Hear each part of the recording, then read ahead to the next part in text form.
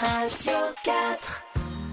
9h43, Radio 4. Alors on va parler cinéma avec Vincent qui est allé voir un film hier. Alors c'est une petite chronique qu'on va retrouver régulièrement sur les ondes de Radio 4. T'es allé voir quoi hier, Vincent ? Et je suis allé voir un thriller érotique. Du coup, c'est dommage que Christophe soit pas là parce que je pense que ça lui aurait beaucoup plu. Et on va parler aujourd'hui de L'Amant double qui est nominé au Festival de Cannes cette année. Et donc, c'est réalisé par François Ozon, à qui on doit déjà Jeune et Jolie, Une nouvelle amie et 8 femmes, qui reprenait justement le principe du Cluedo adapté en film. Et du coup, il met en scène dans ce nouveau film Marine Vact et Jérémy Régnier. Très très jolie Marine Vact. Ouais. Assez, ouais, franchement. On parle de cinéma, Pierre-Anthony, s'il te plaît. Attends, on parle de thriller érotique. C'est ça, concrètement, on la voit quand même pas mal et.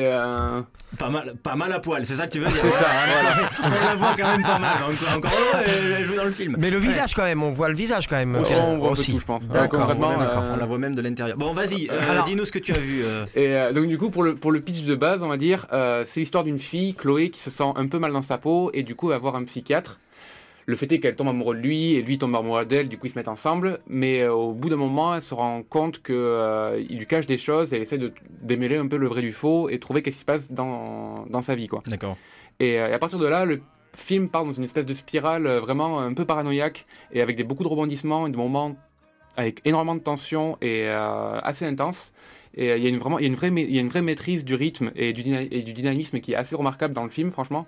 François Ozon a fait un très bon travail dans ce niveau-là. C'est quand même un des grands réalisateurs français. Ouais. Et du coup, le film est quand même assez intemporel parce que il est pas trop situé dans le temps par tout ce qui est ordinateur ou téléphone qui évolue quand même assez vite maintenant. Et du coup, ça pourrait être très, très vite ancré dans le temps. Et là, en fait, on en voit presque pas. Donc du coup, ça fait qu'il est assez intemporel. C'est une action qui pourrait se passer il y a 50 ans comme aujourd'hui. D'accord. D'autant plus que ce sentiment est assez renforcé par le fait que Ozon s'est vachement inspiré de vieux films, de vieux thrillers comme ceux de Cronenberg ou de David Lynch, notamment dans les thématiques. Mais la référence la plus marquante, on va dire, c'est celle de Rosemary Baby de Polanski. Polanski. Ouais.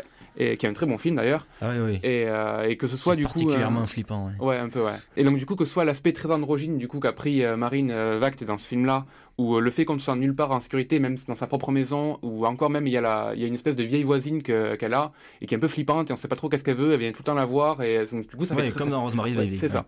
Et du coup ça fait qu'on voit il y a vraiment énormément de références par rapport à ça. Vincent, une note sur 10 sur ce film-là, qu'est-ce que tu... Vieux truc. Oui.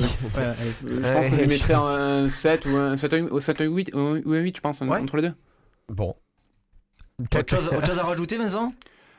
Je pense que je dirais juste que le film a réussi là où 51 degrés a échoué. À faire un vrai thriller érotique intéressant, quoi.